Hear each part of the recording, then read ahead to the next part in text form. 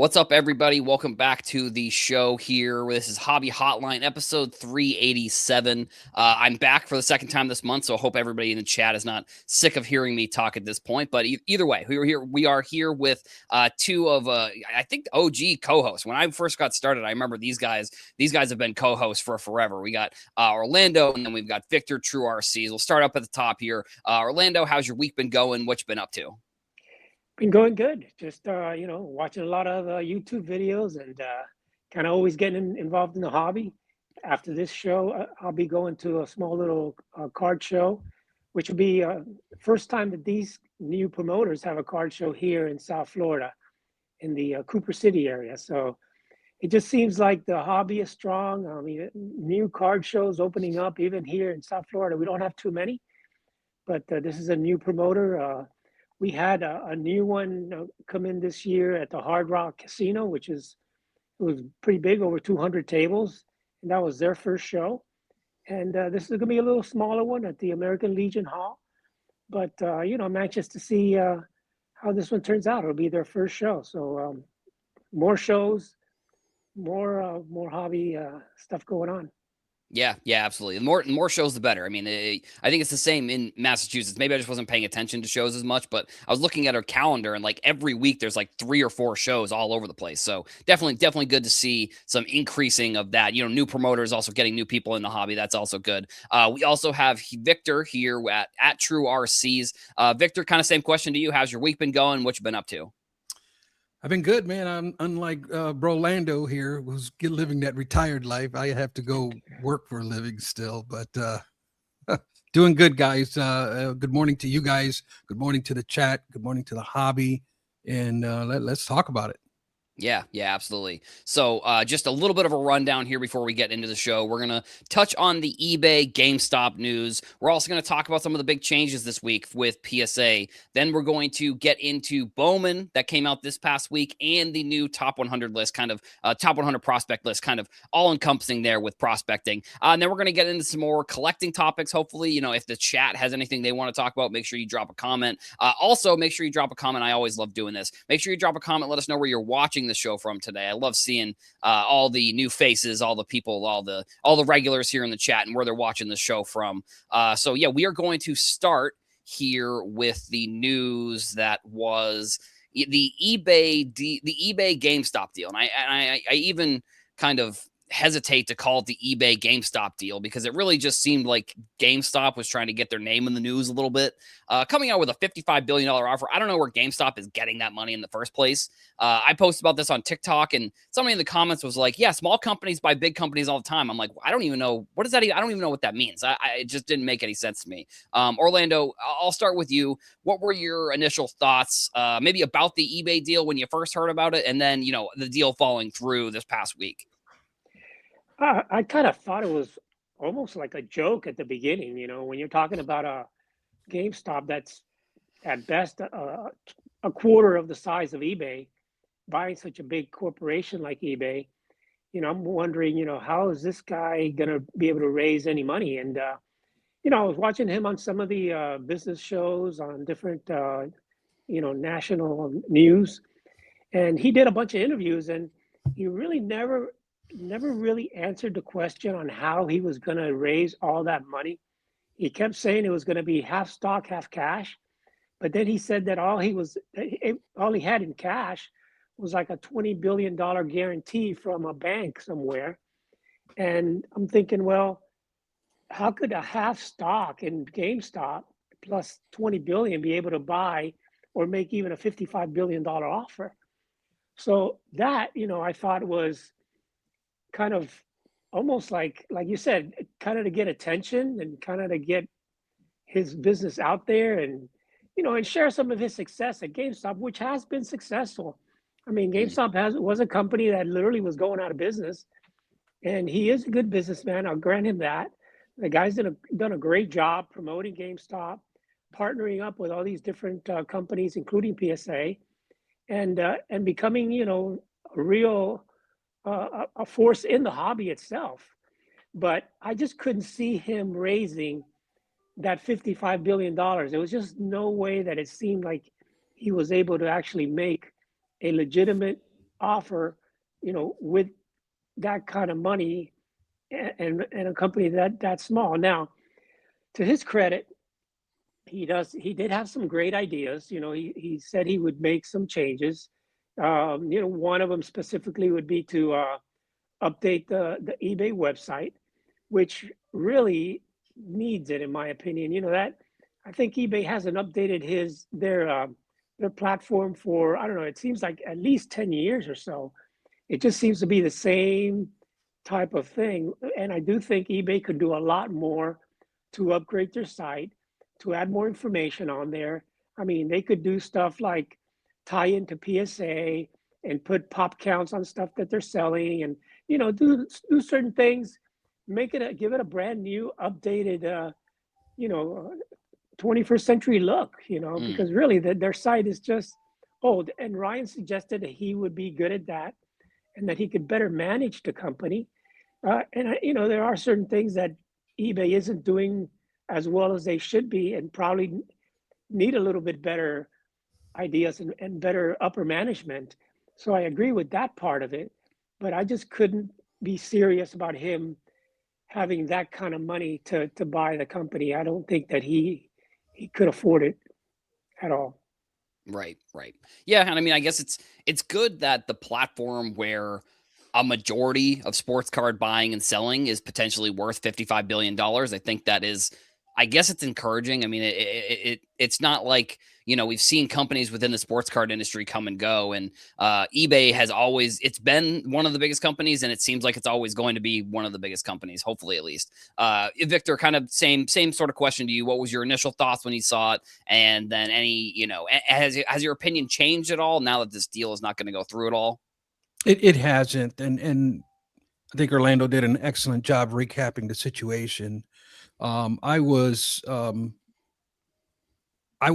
entertained by all of the content, really, and I was wondering, when is eBay going to respond to this? And I think their response this week was rather entertaining as well, where they mentioned that the offer is neither credible nor attractive, and I don't think it can be better said than that. And so at the same time, there is a lot of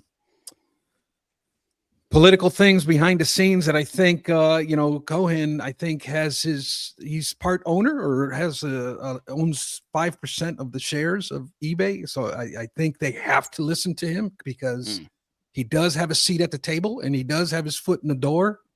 And I don't think this is over. I think we'll hear a little bit more of this in the near future.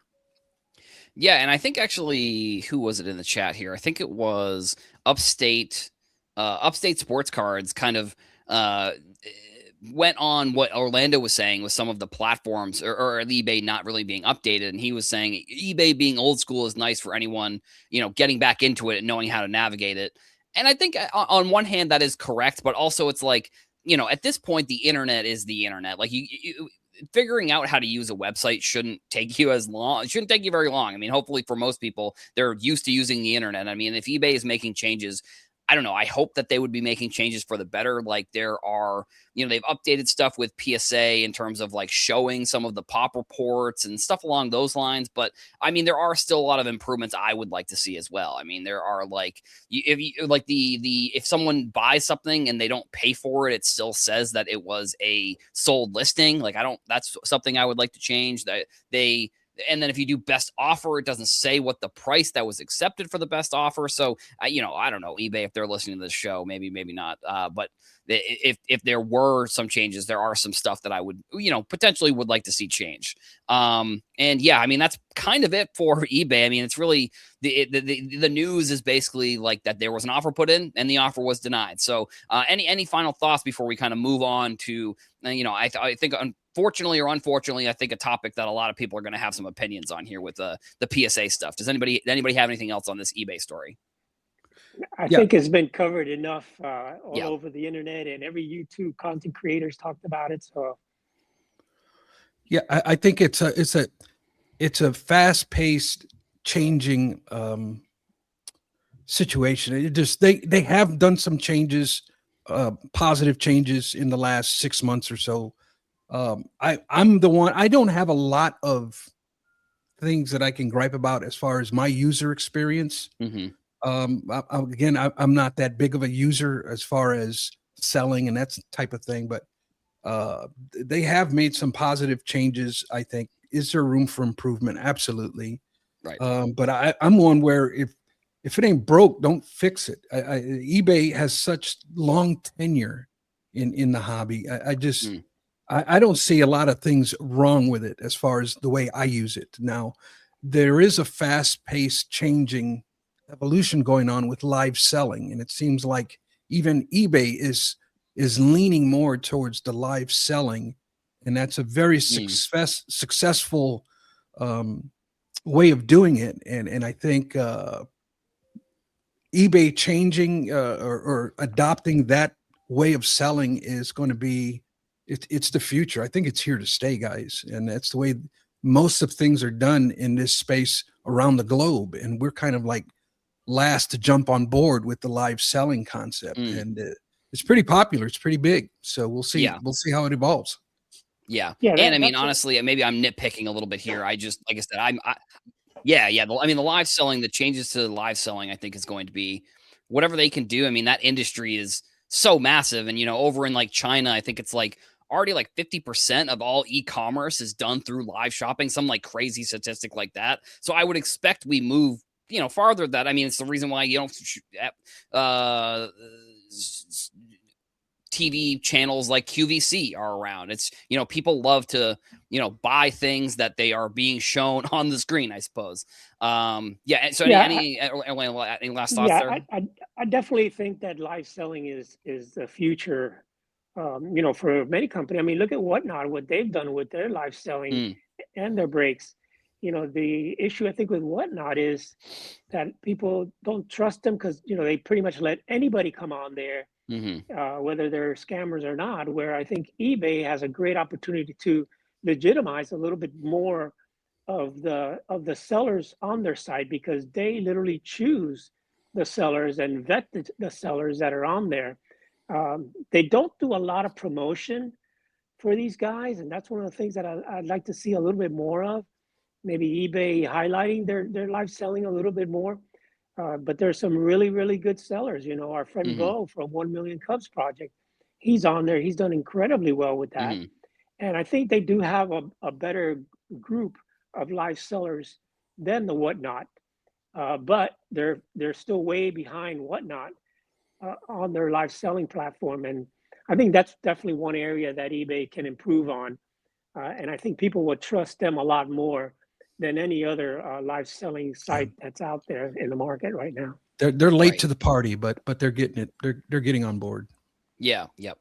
And so before we move on to the next topic, we got 30 people in here. I think we're up around 8 or 9 likes on YouTube. So if you're watching the stream, make sure you go drop a like on the video. If you want to share the video with any of your friends, one friend, that would be great as well. But if you're watching this, you're live viewer, you're commenting in the chat, make sure you hit the like button. We would really appreciate that. It helps us here on Hobby Hotline on the For Collectors YouTube channel. The next topic that we have here is going to be one that I'm sure a ton of people are going to have other opinions on.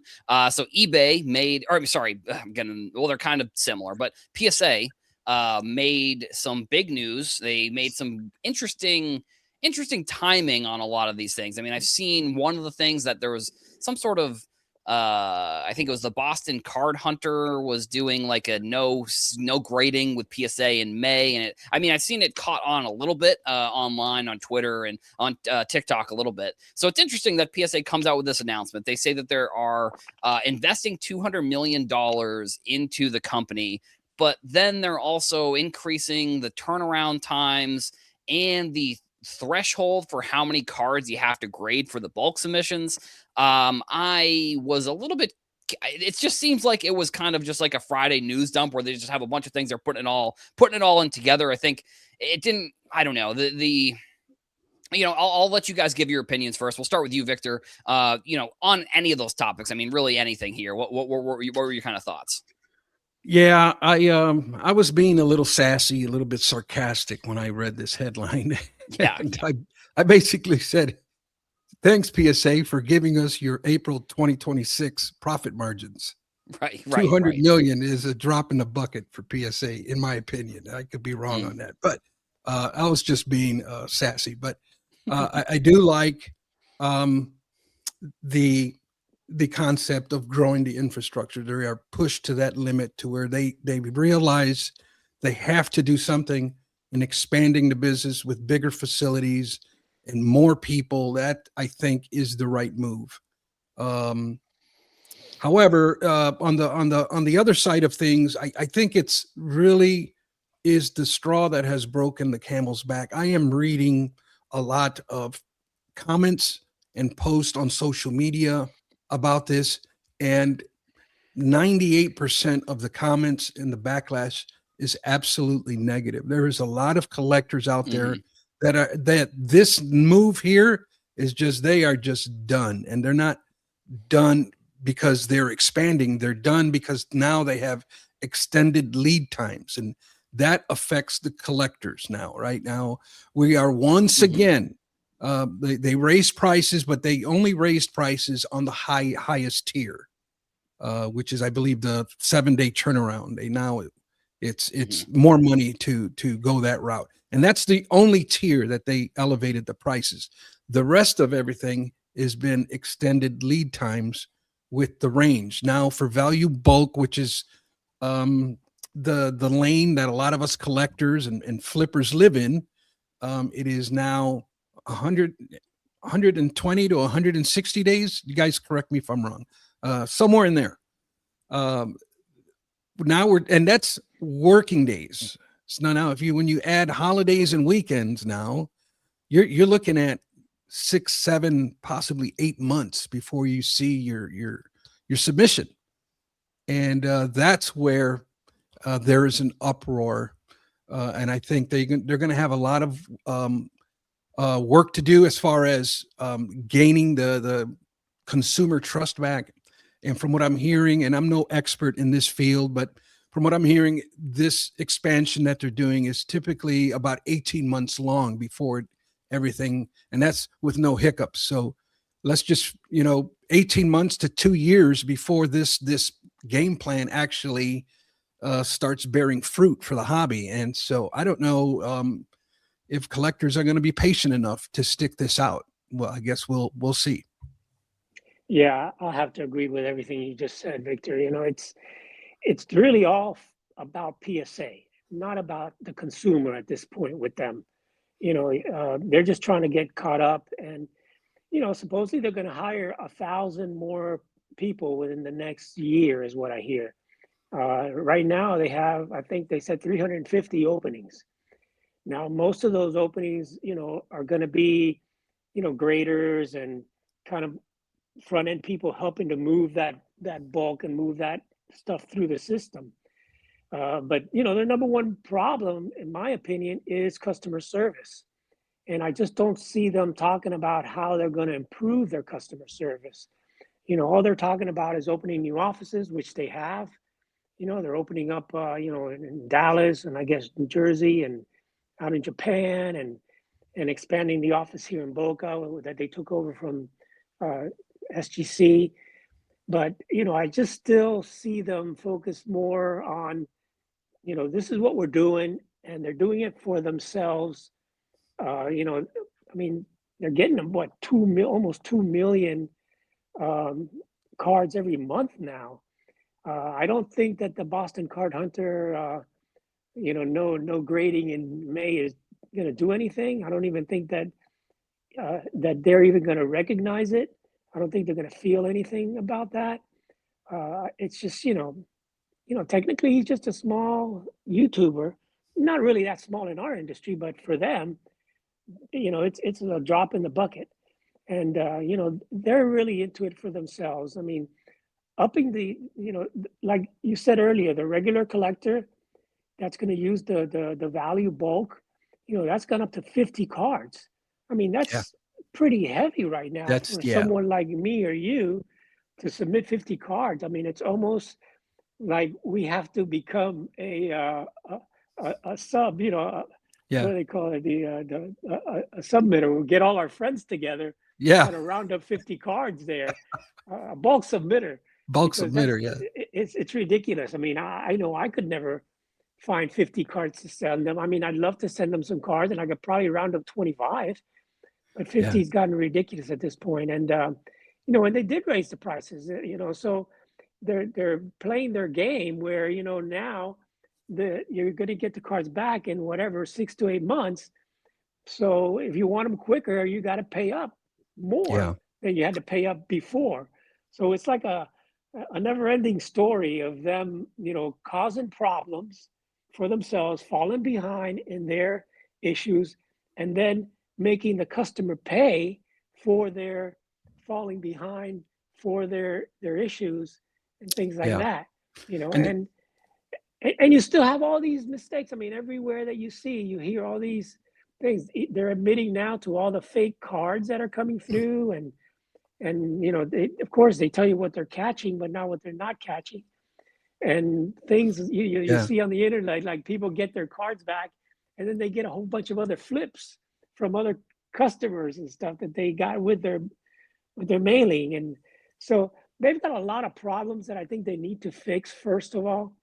And I'm hoping that as part of those 1,000 people that they hire, that they get a good amount of those to become more of a customer service, similar to SGC, because I think SGC's biggest asset was their customer service, Yeah. and PSA's downfall is their customer service.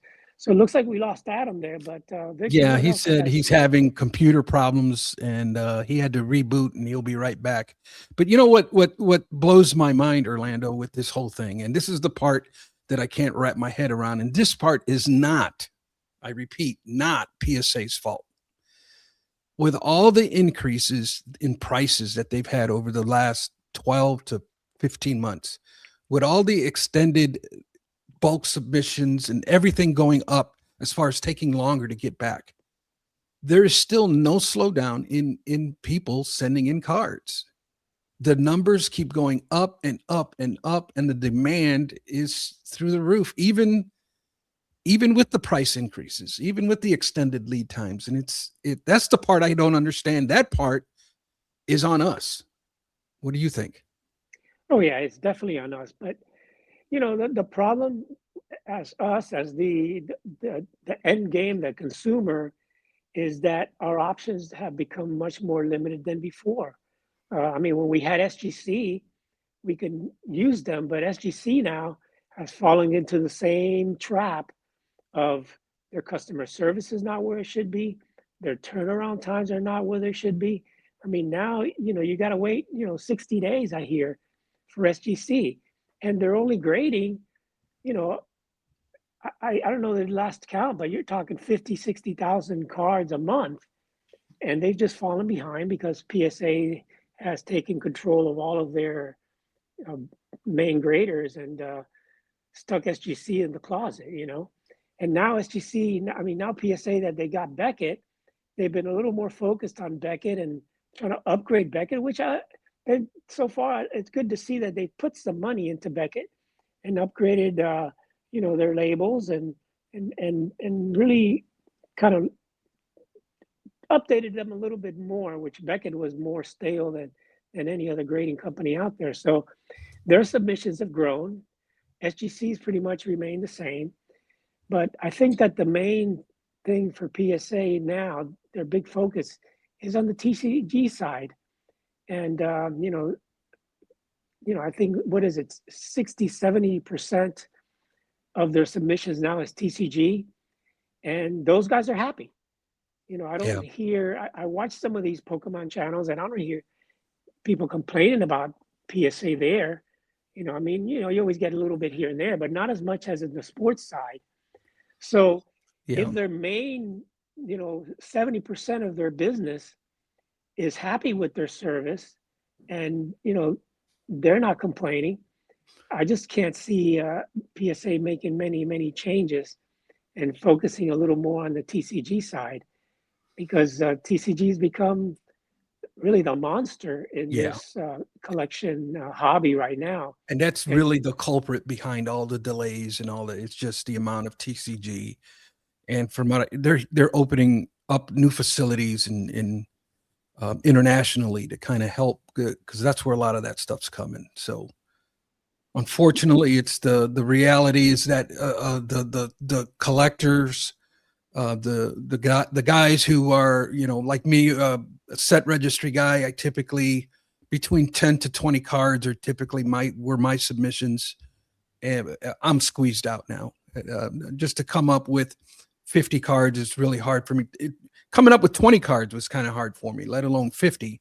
And they kind of forced a hand to where, who's going to be able to send 50 cards consistently? Well, the flipper is, the guys who open product, the guys who, are flippers and that sort of thing. And so the collector, the set registry guys, you guys are just going to have to just wait. And unfortunately, that's where it's at.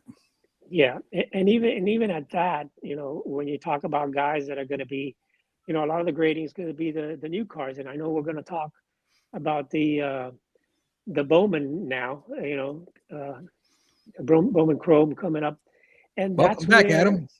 Yeah, welcome back. I think I'm still trying to figure out the issue a little bit, but so if you see me kind of my eyes darting around, I'm Googling why my CPU usage is at 120%. So I'm trying to figure that out. But I was listening to you guys, and I'll come in whenever you guys, I know Orlando was about to make a point there. Yeah, I was just going to finish up that, with the turnaround times and all that on PSA, now you got the Bowman draft, the Bowman Chrome, whatever, I forgot what we call it there, which is the number one, for prospecting. And those guys that are opening up packs and boxes right now, today, as we speak, they make their money on getting those cards graded as soon as possible, taking them to market as soon as possible. And they can't wait 6 to 8 months, because those prospects could be, big right now, but in 3 months, those guys could be back in the dollar boxes. Mm-hmm. So how they're going to handle that, I'm not sure, but I guess we'll move on to that subject now and talk a little bit about the Bowman Chrome draft. Yeah, I'll just make one point. I think what PSA is sort of trying to doing is potentially eliminate those types of customers maybe from their market, like the people who rip product and get cards graded.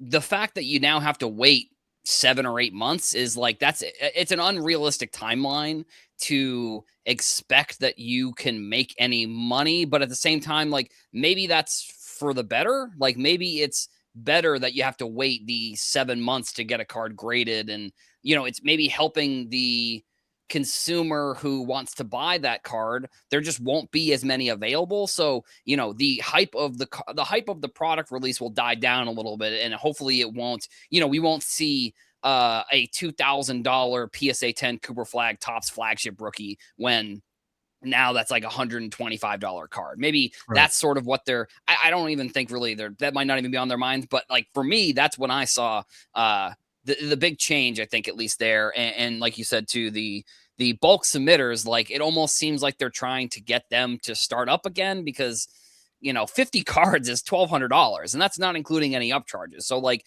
$1,200 for something to take 7 months, that feels like an unrealistic ask. I don't know if that's maybe my own standpoint. Like, I've done grading before, and I've graded the 20 cards for the value bulk, and it took like 6 months, but it just seems like, I don't know. It just seems like they're trying to either get bulk submitters back into the fold here, or they're trying to take away maybe some of the hype around some of these newer cards and the newer products. Because yeah, sure, you can do, like you said, the 7-day turnaround, but even that, they're increasing the amount. So I think, sorry, and maybe these are just all my thoughts here, but one more thing before I move on to the Bowman, it's just that I think PSA understands the value that they are providing when they grade a card. Because, for example, that Cooper Flag card is about a $5 base card. It's $125 if you get a PSA 10. They're looking at that and saying, well, why are we just providing you essentially a way that you can make money, and we're not making any money from that? So like, they're trying to increase the pricing. And I guess the last point is just that maybe this is what the pricing and what the turnaround time should have just been all along. Potentially, maybe it wasn't maybe grading with PSA maybe potentially was an undervalued asset in the industry, and they're looking at it and saying, we want some of that cash, we want some of that money. I think there's kind of a combination, I think, there of the things that PSA, the reason why PSA is moving sort of in the direction that they are. But yeah, like Orlando was saying, we're going to move on to Bowman Baseball, which I love Bowman. I mean, it's one of the more fun products. It's obviously a bit of a gamble, I would say. Like I was thinking about making a video about the top gambling products potentially in the industry, because like if you can pull a crazy card out of here, you're probably doing pretty good. But yeah, Bowman Baseball, that's been released. That's a big product here in the sports card industry. I mean, Orlando, what were your kind of thoughts on this? And we can get into prospecting in general as well, just because this is, obviously this is a prospect product. So yeah, let us know like what your thoughts were on the Bowman release and maybe prospecting in general, if you have any thoughts on that as well. Yeah, I mean, definitely it's one of the most popular products out there right now, especially, it's a prospecting product. That's really all it is. It does have some veteran players in there but really everybody's going after the prospects and the first Bowman prospect and the first Bowman autograph prospect and those type of things. But, my issue with this, of course, is the prices, like always. The hobby boxes are, over $300, and I think the hobby jumbo are now over $700. So they're expensive, and you really don't know the names in there. I mean, personally, I'm not one that tracks all these prospects, so I may recognize 2 or 3 of these guys because they were maybe some of the top draft picks, but overall, I won't know most of the guys in there, and I don't think anybody will really get to know these guys until 2, 3, 4 years from now. Right. Now I know that the retail boxes are out there and those are a little bit cheaper. And I was watching last night somebody opening up some of these boxes, and the cards look really nice. They have, of course, the parallels and the inserts and all of that, and the first, one of this first rookie or first draft pick type thing. So the cards look nice like they usually do, and these are kind of the base, and then you do have some chrome in the base as some of the hits. But my issue with this is the prices are still too high for guys that we don't even know who they are. We don't even know if they're going to pan out, and there may be 2 or 3 guys in this entire set that are going to be worth any money a year down the road. Right. Yeah. And I think, like you said, it's kind of the type of product where if you're opening it or you're doing any breaks, you kind of have to sell almost right away, because I think maybe it's like that with a lot of products, but like this one specifically, because if you have, Ethan Holiday, I think is the big name that he's on the cover there. He was, I think, the number 4 pick last year in the draft. He's Jackson Holiday's brother and Matt Holiday's son. Yes. Right. Yes. Playing for, his dad's old team, I believe, if I'm correct there. But if you're pulling anything, your best shot is to sell it now and then hopefully buy it back later. Those are kind of the things with Bowman specifically. And Victor, kind of similar question, like what are your thoughts on Bowman in general, and any thoughts on like this release that just came out? Yeah, well, I got to be careful here because I've made some comments about Bowman in the past, but I am not a real big fan of this product. First of all, the prospecting game was very popular in the 90s. I was as a dealer at that time, I was big. My world was prospecting, and I can tell you from experience, it was always a losing proposition for me. And I never really was able to, these guys are up and down so much, so quickly. And it's just a lose-lose proposition in my experience. Now it's funny that we have Roman Anthony on the cover here, and that's case in point here. The guy was the world beater last year. Beloved within the hobby. And this year, I don't know how true it is. I haven't looked it up, but from what I'm hearing is that he's struggling really bad, and they're Yeah, actually he's not playing well. he's struggling to the point where they're thinking about sending him back down. And so, I don't. He's young, but my point is that if you're a Roman Anthony believer and you play the prospecting game, right now is the time to pick up Roman Anthony. Yes, and not at the at the peak of the hype last year. And this is the problem with this kind of stuff, man. I don't like the watering down of the rookie card that we do with a lot of these prospects. It just, a lot of people want to believe that, these are the true rookie cards, the first Bowman and all of that. And that kind of argument, I'm just tired of explaining or arguing that point with this product. And I just know from experience, man, at least for me, I did not do well with the prospecting game, and I lived and breathed this stuff in the 90s, and always found myself on the short end of the stick. And then if I do pull a good card, then I have to sell it to make money. And it's like, if I pull a good card, I want to keep it. I don't want to sell it to recoup my money. And it's just, I don't know, it's counterproductive for me. Yeah, I was watching the guy open some boxes yesterday, and there's one insert series, I think, that is the top 100, and he's pulling, he goes, "Oh, I got one," and and they have a number right in the front, number 98. He's like, "Oh," but he didn't know any of these guys. He's just looking at, I'm trying to get the top 5. Right. That are number 5, even though he didn't know the name of any of the guys or who they were or anything like that. He's, I got the number 8 pick out of 100, the top 100. It's got to be junk, but you just never know. That's the thing with prospecting. I mean, the guy could turn out to be a Mike Piazza. Right. One of these guys that was chosen in the bottom and ends up being one of the top guys. But the guy was up, he threw it in the common pile. Like, oh no, this guy's worthless. Right. And I mean, with prospecting, and Victor, maybe you experienced this a little bit when you were saying you were so into it. Like, the best scouts in the world are paid millions and millions of dollars to scout players, and they even don't, they're not even hit, they don't even hit at 100%. Like, so the fact that we think as fans or sports card people that we know better than the people who, like, literally, they don't even sell or buy sports cards. They literally just watch prospects. They just watch players play, and sometimes they're not correct. So it's like the thought that just because we are into sports cards, we know who the next prospect is going to be. I mean, for me, at least, when it comes to prospecting, I found that I don't do it really at all anymore, necessarily of buying cards. But when I was doing a little bit, I found that I had a better time buying cards of players that people didn't really know, and kind of hoping that they would turn into somebody versus, buying a Connor Griffin or a JJ Weatherhold or any of the players who were in the top 5 already,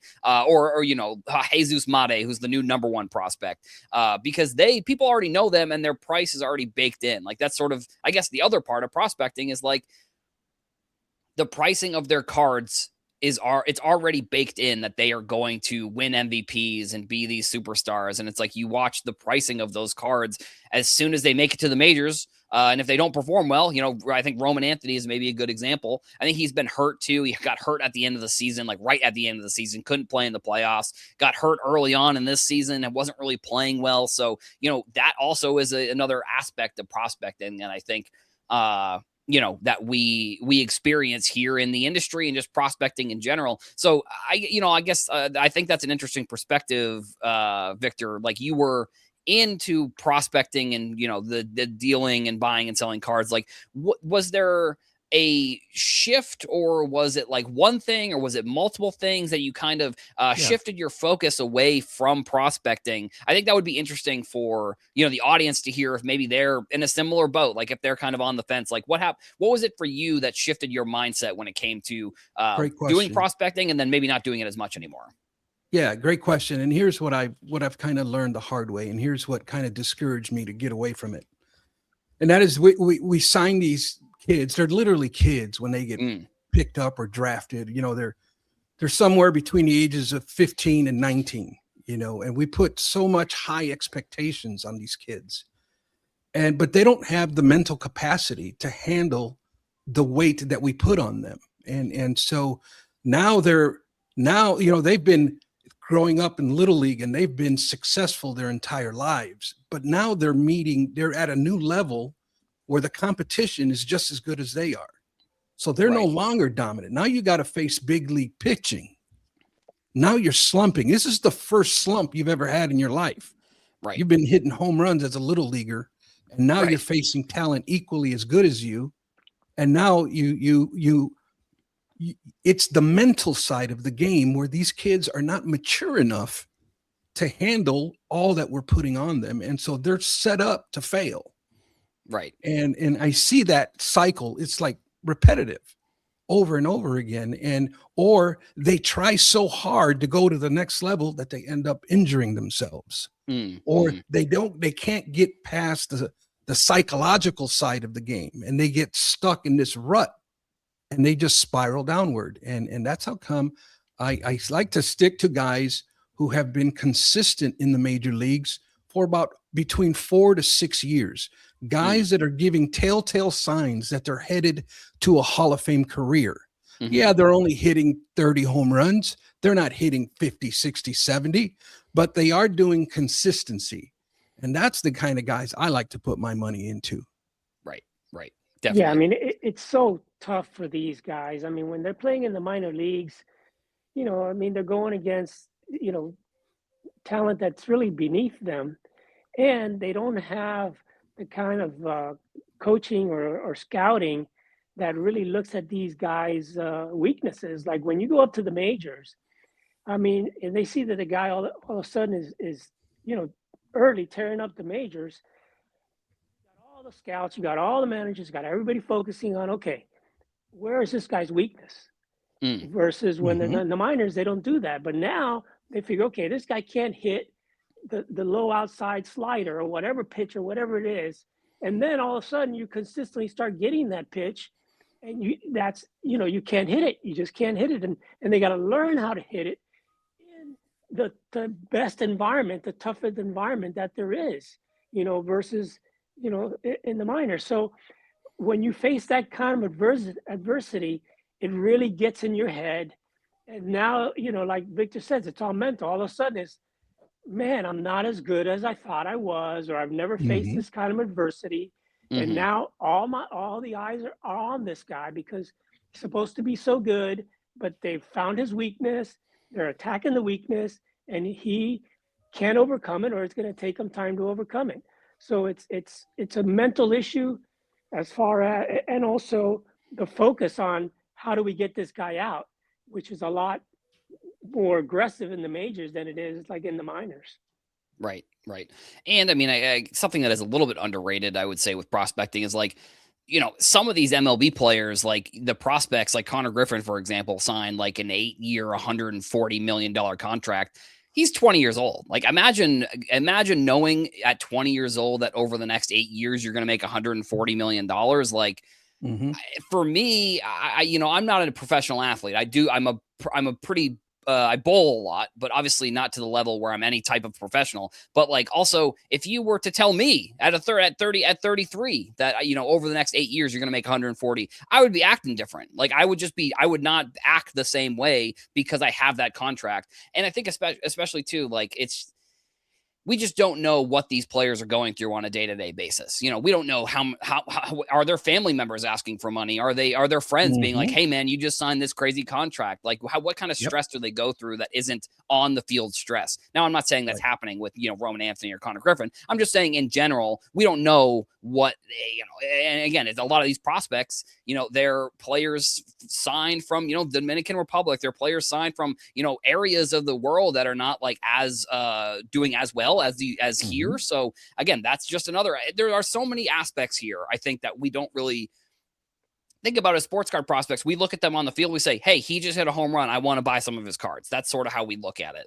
And I think actually just before we get into, we're going to kind of wrap the show up here with a little bit more collecting talk. Actually, something that I should have put on the list was this card that sold through Alt, and it's perfect for prospecting, actually, talking about it now. The one-of-one Zion Williamson National Treasures sold through Alt actually this past week for $200,000, which That's a shock to me. I can't believe it sold for that much. I know back in the day, David Adams put like a $500,000 bounty, and I know a lot of people were like, "Oh, that's not going to do it. Like you're not going to be able to pay that price." Like that probably would have been a $2 or $3 million card back in the day. Now it's 200K, which I even think 200K is still a little bit too much for that card, unless Zion somehow, turns his career around, which I don't know if that's going to happen. But and Abel, also he asked what my average is. It's about a 185. I miss a lot of spares, unfortunately. That kind of brings my average down a little bit, just from a bowling perspective. But yeah, this is like, a perfect example of a prospect who everyone was like, this is a 100% can't miss guy. And then, years later, his card that should have been a couple $1 million sells for 200K, which again, maybe that's a little bit too much. But I just thought that was another interesting card that, go ahead, Victor. This recently sold for this much? This was like literally, I think like Thursday or Friday. Like literally, yeah, Man. I think it was Wednesday or Thursday. This card sold. Yeah. Some people have a lot of money, man. Yeah. I mean, in theory, it is a gamble. And if you are a gambling person and you spend, there are people who have a lot of that money and maybe they spend $100,000 if they're gambling on a game. Why not buy a card? Why not buy this card? You're gambling one way or the other, I think here. It's because it's art, Adam. It's right. $200,000 with the art. Right. So maybe it's a tax write-off potentially for somebody who maybe sells in the future for $50K and they say, "Oh, I lost $150,000 on this." Or Orlando, did you have any thoughts on this still? I mean, like I said, it just happened the other day, so it's kind of new, but it's interesting that it, after all of these years, it ends up selling. I'll buy myself a little condo versus that card. It's just crazy, and you still have a lot of, they were prospects like that are selling for $100,000. It's just crazy what prices are still, and people willing to pay that kind of money, where you can buy a, for me, of course, I'm a vintage guy. You could buy one of the top Jackie Robinson cards for a lot less than that, in a high grade. Yeah. So right. It's just, I don't know. Maybe it's Zion's family, or maybe it's Zion himself buying the card. But yeah, maybe it's really tough to think that someone would throw $200,000 into Zion Williams at this stage in his career. His agent or something. Yeah. Somebody who has $1 million. They're just like, whatever. We'll just toss a quarter of that on an agenda to keep his name up there. You know what I mean? Right. Yeah. Right. Something like that. I mean, what kind of upside is on that card? I don't know. Yeah, it's crazy. I mean, I was waiting for, because I had been watching that auction for a while, and it was sitting at like 140 for like a week. And then like in the last day, that's when the $200,000 bid came in. So it was wow. The sports card industry is a funny place sometimes. Sometimes you get a card that, like I said, it could have sold for $2 or $3 million back in the day. Sells now, it's 200K, which again, 200K probably still a little bit too high. But yeah, so we're going to kind of get into hopefully a bit more of a fun topics here. We're going to talk about like pickups and just stuff that you've been looking at these past couple weeks, and just, a little bit more collecting talk here. So Orlando, anything you've been picking up recently? What have you been looking into?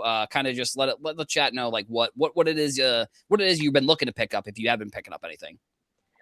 Well, I mean, I went to Strongsville, so I had, my big pickup there was a 1933 DeLong Lou Gehrig, and that's the kind of stuff that I look for. I'm more into the pre-war stuff, and that's just a Lou Gehrig card I've been looking at for a long time, and it's one of the rare cards. There's only about 250 in the pop report, as compared to the Gowdy Gehrigs, that there's a few thousand of those out there. So I look for some of that. My latest pickup, I don't have it here to show, but it's an old Cuban card, a 1909 Cabanas card that were made in Cuba, and it's like a T206, the first Cuban card set that were produced, and those are, most of them, they're top 10 at the most. And since I was born in Cuba, I collect those kind of cards. So that's the kind of stuff that I collect. I also, I'm into a lot of the Cuban players like Minnie Minoso. So I did pick up a couple of Minoso cards that I have here. I'll share this with you. So I've got the the Minoso 62, Nice. and then I've got the Minoso 62 autographed. Oh, cool. Just And because. then I've got just because no, and then I've got the 62 Minoso Venezuelan. Let's go. Nice. And to make it a to finish off the rainbow, I've got the 1962 Minoso Venezuelan autograph. Ah, nice. That's awesome. So You hot and dog, this one you. is a Prop 1, and this I picked up at Strongsville. So I love it. this is Love it. my kind of a rainbow, if you His will. rainbow, yeah. My Yeah, rainbow. yeah, So nice. those were that's the kind of stuff that I pick up, and I think that Minoso is an underrated player. I mean, people don't realize that he was the first Latin black player to play in the majors. So to the Latinos, he was kind of the Jackie Robinson, of the Latinos. He was the first black Latin player. And after that, of course, came Roberto Clemente and many others. But so he's a guy I collect because I'm of Cuban heritage, and he's one of the first Cuban superstars in baseball. So that's my vintage rainbow, and I Nice. kind of finished that off at Strongsville. Nice. Anything? I know you said you were heading to a show probably later today. Anything that you've got your eyes on that you're gonna be picking up, or you're kind of just roaming the tables and see if you can find anything that's maybe close to what you got there? No, I don't expect to find much there, and really, I'm saving my money for the national. I'll be at the national there. I'll be there Wednesday, Thursday, Friday, and Saturday. And I've been selling some cards at CIA auction. I'll give them a plug there. They do pretty well. And I've been moving some cards there because, as a retired guy, like Victor says, someone that's got a lot of free time in their hands, the way that I raise money to spend money for the hobby is by selling some of my collection. So I've been selling my collection, selling some of the stuff that I really don't love, cards that I've collected over the years that I like them, but I'm really not in love with at this point in my life. So kind of doing a little more consolidation and raising some money for the national. And that's where I want to try to get as much funds as I can. Nice. And pick up something nice there. Yeah, nice. That's awesome. Yeah, that's kind of the way to do it. I think if you're collecting and you're buying cards, like if you don't like a card, it's fine to sell it. I think sometimes I'm a little bit of a hoarder, I would say, like in terms of I buy stuff and then if I don't like it, I just kind of just put it in a shelf or somewhere where I can't see it. But yeah, so Victor, kind of same question to you. Anything you've been picking up, what you've been looking at? How has that been going for you?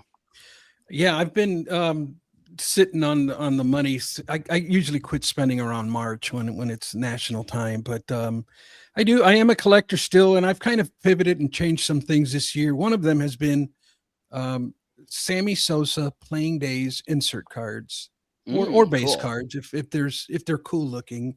And so I've been kind of focusing my attention on that here the last few weeks. I'll show you a couple of pickups.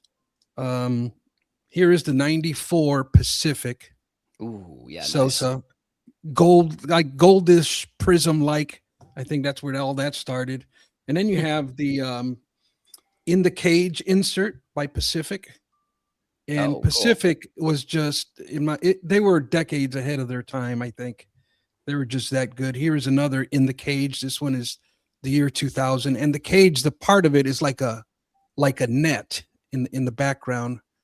I know it doesn't do it any justice, but they're really cool looking inserts.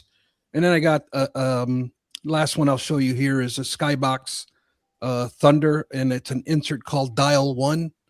In the case of an emergency, you dial 1, and there's a little cell phone in the background. Oh yeah. Sosa, and just some amazing inserts that you can pick up for anywhere between $20 to $30.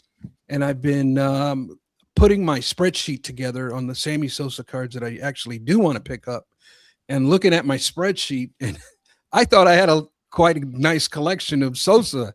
I need a lot more Sosas. So yeah. Really excited to dig into that while everything else is going through the roof. I'm kind of chilling in the background with the smaller stuff. Nice. Yeah, I've been my girlfriend and I, we've just been, whenever we're watching TikTok, sometimes we'll jump into people's streams and people do the like dollar auctions of like these random cards. And so TikTok is very dangerous, honestly. Like if the way that you buy stuff is you just set your thing up and then you just click buy and it buys it. It's very dangerous for someone who doesn't who just wants to buy random cards. Like it's definitely, you know, if you're a collector who wants to start a collection, it's probably a decent way. I mean, it's probably one of the cheaper ways. Like if you buy 3 or 4 cards from the same person, you're probably getting, you know, you're paying shipping probably like $4 ish, depending on how many cards you're buying. But yeah, I mean, I've just been buying like random stuff. So I've been getting, which is kind of rare for me. I mean, because usually I'm buying stuff on eBay, so I'll get 1 or 2 packages in the mail every couple weeks, depending on how much I'm buying. This past like 2 or 3 weeks, I've been getting like 2 or 3 packages a week, which is always fun to, you know, open those up and be like, oh, I remember buying this. Like this fun for that kind of stuff. And I've also been trying to sell some stuff on TikTok Live, which I set up like a shop, and I've been trying to do some live auctions, and the first one I did went fine. I really only sold 2 cards, but still trying to work out some of the details and figure all that stuff out. It's been kind of fun doing that kind of stuff. And you can combine shipping on TikTok? Yeah, I think so. I think that if you buy like 4 cards, I think that it combines all the shipping. I don't think you pay. At least I hope not. I mean, I don't honestly with the $1 cards. I'm kind of bad at like checking to see how much I actually got charged on them, to be honest. So like, I don't think if I bought 4 cards, I don't think I spent like $16. I think it ends up being like $8 or $9 most of the time, just based on the amount of packages. And I know how much I have in my PayPal. I think that is probably the case. Nice. Yeah. So definitely some fun stuff. And I mean, you know, so Victor, for you, have you started getting ready for the National? I mean, I think last week or 2 weeks ago, I talked about the National, but it's only 75 days away. It's each week it's kind of getting closer and closer. So like, have you done any preparation? Like what's on your mind going into the National, you think? Yeah, I reserved my hotel last year, so all that's ready to nice. go. I'm only really like an hour away from the place anyways. Right. But yeah, as far as the, you know, curving the spending and that kind of thing and getting some money, I have been, being that the market is the way it is. I'm like Orlando. I've been letting go of some stuff that really doesn't mean much to me in my PC, and just kind of focusing in, narrowing in on the stuff that actually does mean something to me, and kind of getting rid of the rest, and just kind of building up the kitty to you know, to have more options at the National. Nice. Yeah, that's awesome. Orlando, how about you? Have you been doing any prep for the National? Like what's kind of on your agenda as we, you know, 75 days away, it's getting close. I'm pretty much set to go. I've got my hotel. I booked Nice. my flight. Trying to get a media pass, so I sent them a little email on that. And then just really got to buy my tickets. But other than that, I'm good to go. And all I need now is some money to spend. So that's what I'm working on right now. So I may even take some cards to this little card show and see if I can pick up a little bit of cash there too. Nice. Yeah, just wear like a shirt that says like funding for the National or something like that. Just so that way people know that's where the money's going. Yeah, we're kind of coming up on the top of the hour here. I appreciate everybody sticking through here. When I had a little bit of tech issues, I don't know what, I was looking at my CPU usage and it just skyrocketed for some reason. I couldn't figure that out. But yeah, if you are still watching, you know, again, 31 people in here still watching live, make sure you leave a like on the video. Thank you to everybody in the chat leaving comments. We definitely got some good stuff in there. Definitely a fun week. We'll be back here on For Collectors next week. But I want to make sure, you know, I always do this, go back around the table, let everybody promote themselves, let everybody know what they got going on. I'll start with you, Orlando. Like what you got going up this week? Anything you want to promote for the show? No, not much. I mean, I'll be shooting some video at this show I'm going to, and I've been putting up some videos, at least a couple of videos a week. So just check out my channel and leave me some comments and give me a like. And the channel's A Collector's Dream. A Collector's Dream. Perfect. Yep. So go check out Orlando's channel. Like you said, he's been putting videos up. You know, same question to you, Victor. Anything you want to promote? What you got? What you got on the agenda coming up the next couple of weeks? Like anything you want to promote for the show here? Yeah, well, not really. I got I usually, when I'm done here on Saturdays, is usually when I record my weekly rookie card report episode for Sunday morning. Nice. So I'll be recording and editing this afternoon and schedule it for tomorrow. And yeah, just keeping on, man. I got nothing really special planned hobby wise except for that. Yep. Yeah. Go check then True RCs. That's where everyone can find you all over the place, right? Victor, the Rookie Card Specialist on YouTube, or you can go to True_RCS in any social media platform except TikTok. Except TikTok. Yeah, I love that. Yep. So, I mean, same kind of for me. I've got videos going up on TikTok, Instagram, YouTube, and then I'm doing stuff with sports cards nonsense. So kind of been trying to post a little bit more on every platform. It's just taking the video and posting it as much as I can. So, if you want to go check me out on any of those platforms, I've been trying to do a little bit of Snapchat too. It's not really working very well. I don't know. They have like a TikTok feature, but all the videos seem to not do very well. So I'm just trying to figure that out a little bit. But yeah, we'll be back here on the For Collectors YouTube channel for, I guess it would be 348. I'm not sure who the hosts are, but check out our social medias at Hobby Hotline, at For Collectors. That's where you'll be able to find who's going to be hosting next week. Thank you everybody for watching. Thanks for everybody in the comments. Make sure to like and subscribe if you're not subscribed, if you're a new viewer. Thank you everybody for watching, and we'll see you in the next one.